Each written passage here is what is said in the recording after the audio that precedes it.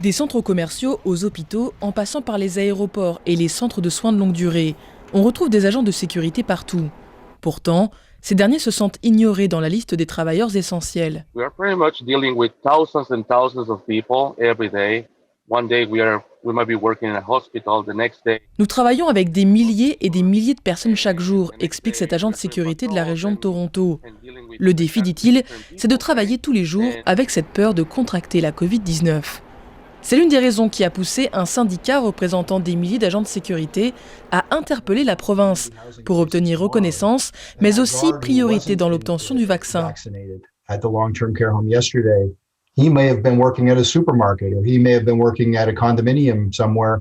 C'est la mobilité permanente de ces agents qui est problématique et on doit réfléchir à les vacciner, estime ce représentant syndical.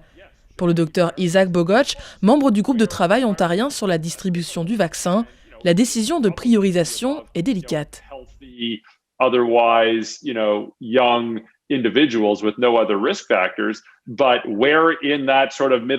Les agents de sécurité devraient passer avant les jeunes qui ne sont pas à risque, par exemple. Mais où dans ce tiers du milieu devraient-ils être positionnés? La réponse sera difficile à trouver, selon lui.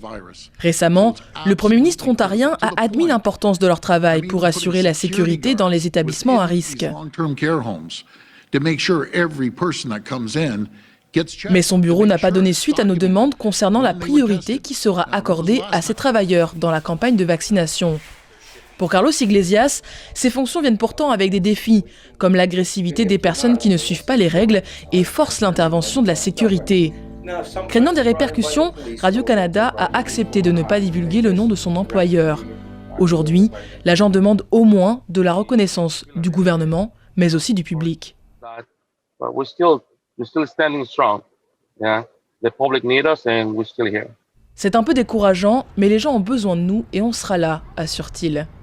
Ici Rosa Nicole, Radio-Canada, Toronto.